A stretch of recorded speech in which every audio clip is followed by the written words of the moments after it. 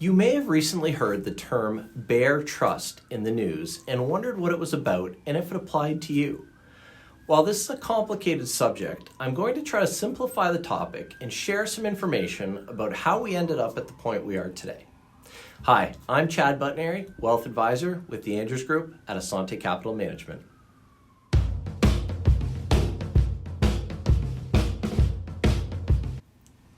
Bare trusts, a staple of estate and asset management in Canada, have recently found themselves amid controversy.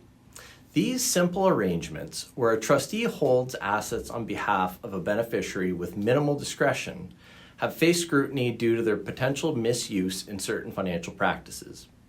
Let's delve into the basics of bare trusts in Canada and explore the recent controversies surrounding them. The term bare trust essentially means that there's no formal trust agreement or accompanying documents. Thus, it is bare. In a bare trust, the trustee holds legal title to the assets while the beneficiary retains full beneficial ownership and control.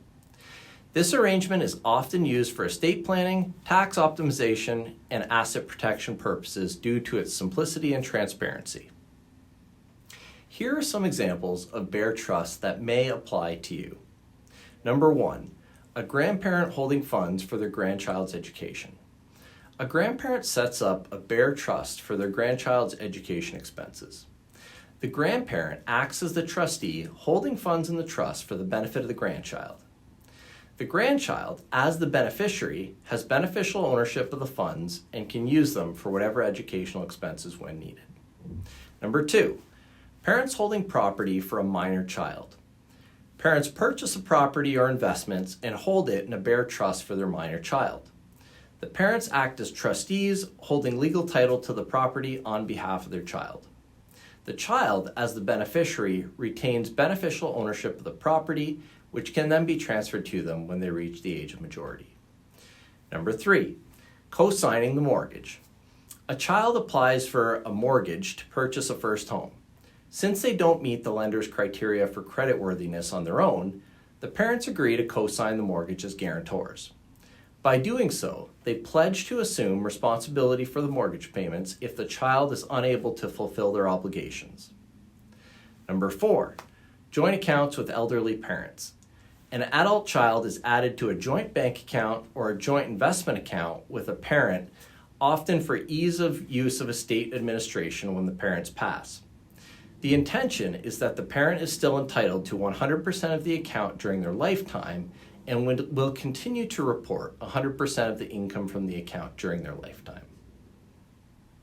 Despite their legitimate uses, bare trusts have come under fire due to their potential for abuse in tax evasion, money laundering, and other illicit activities. Critics argue that the anonymity provided by bare trusts can be exploited to conceal the true ownership of assets and facilitate financial wrongdoing. In response to these concerns, Canadian authorities had implemented measures to enhance transparency and combat the abuse of bare trusts. While formal trusts have always had tax reporting requirements, a bare trust did not. The necessary tax documents would often be included and filed on the beneficiary's personal tax return only. These measures that CRA planned on implementing for 2023 included stricter reporting requirements, enhanced due diligence obligations for financial institutions, and increased oversight by regulatory bodies. Practically, this meant filing a T3 trust return by April 2, 2024 to avoid substantial penalties. While there were some exceptions, these new rules understandably caused a lot of concern for regular Canadians as well as their advisors and tax professionals. CRA had received significant pushback on these new rules from a number of sources in the lead up to the new filing obligations. They were largely ignored by CRA up until very recently. Finally, on March 28th, just before the deadline of April 2nd, the CRA announced that these new T3 filing for bare trusts would no longer be required for tax year 2023.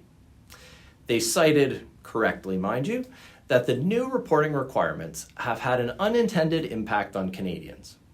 Further, the CRA would work with the Department of Finance over the coming months to further clarify its guidance on this filing requirement. Personally, I found this whole saga to be confusing. It created excessive work for individuals and/or their accountants and tax preparers, and is frankly ridiculous. There's no doubt that CRA realized that these new rules would have many unintended consequences on regular Canadians, and as a result, there'd be thousands of individuals across Canada subject to these new penalties. In my mind, the issue is not the process itself, but the timing of it. CRA should have realized these changes long ago before mandating this filing requirement. These last-minute changes make a mockery of law-abiding Canadians and their advisors, not to mention the hours and resources spent by individuals and their accountants. There will be wasted fees and stress placed on individuals just to comply with the rules. At any rate, for now, Canadians no longer need to worry about filing trust returns for bare trusts. While the process was extremely frustrating for a lot of people, I do think they eventually came to the correct conclusion. I'm Chad Butnary with Asante Capital Management. If you want to learn more, you can visit our website at www.andrewsgroup.com.